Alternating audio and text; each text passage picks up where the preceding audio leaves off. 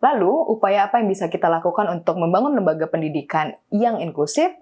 Kondisi keberagaman yang ada melalui perjumpaan antar etnis, agama, atau antar generasi, keterbukaan pikiran, dan kesepahaman yang membawa pada keharmonisan.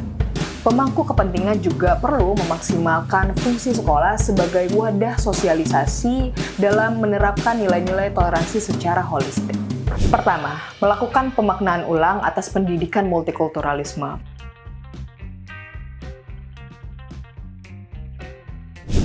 Sebagai kritik atas gagalnya konsep interkulturalisme,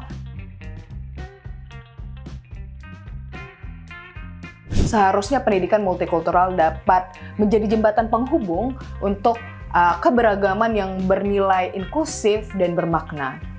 Nah, pendidikan multikulturalisme harapannya dapat melahirkan sikap peduli dan mau mengerti atas perbedaan, tidak hanya memberikan pengakuan, namun juga melakukan pemberdayaan terhadap kelompok-kelompok marginal.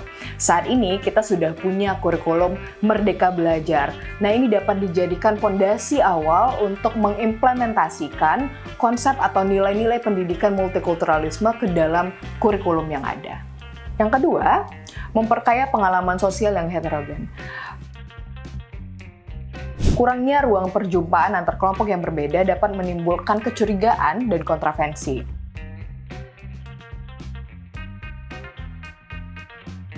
Nah, hal ini dapat dipatahkan dengan memberikan pengalaman langsung kepada pelajar untuk mendengarkan, merasakan, dan mengalami kondisi keberagaman yang ada melalui perjumpaan antar etnis, agama, atau antar generasi.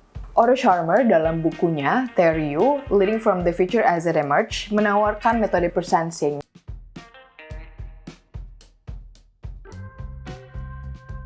yaitu open heart, open mind, dan open will.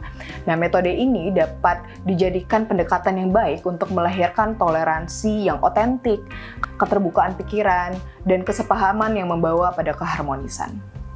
Yang ketiga, pengintegrasian nilai-nilai inklusivitas ke dalam kebijakan formal dan informal di sekolah. Sebuah studi tahun 2011 menawarkan konsep a whole school approach untuk pendidikan toleransi di Indonesia. Tidak hanya melalui kurikulum, pemangku kepentingan juga perlu memaksimalkan fungsi sekolah sebagai wadah sosialisasi dalam menerapkan nilai-nilai toleransi secara holistik. Pendekatan ini memungkinkan adanya pembelajaran luar kelas melalui kolaborasi dengan komunitas masyarakat dan pengintegrasian pendidikan toleransi di seluruh mata pelajaran, tidak hanya terbatas pada pendidikan agama atau kewarganegaraan saja. Nah, contohnya seperti yang dilakukan oleh Konsorsium Inklusi, yang saat ini berfokus untuk melakukan penguatan kapasitas kepada guru pendidikan agama dalam mempromosikan dan menginternalisasi nilai-nilai inklusivitas. Sebagai miniatur kehidupan sosial, sekolah perlu menunjukkan kapasitasnya dalam membangun kehidupan beragama yang toleran. As Helen Keller said, the highest result of education is tolerance, sehingga diharapkan sekolah mampu meminimalisir adanya rasa permusuhan, kebencian, dan diskriminasi antar kelompok. Karena, bukankah lembaga pendidikan memang seharusnya jadi ruang aman bagi semua kalangan dan individu? Gimana menurut kamu? Tuliskan pendapatmu di kolom komentar, dan jangan lupa saksikan video explanatory Kita Bikin Paham selanjutnya. Bye-bye!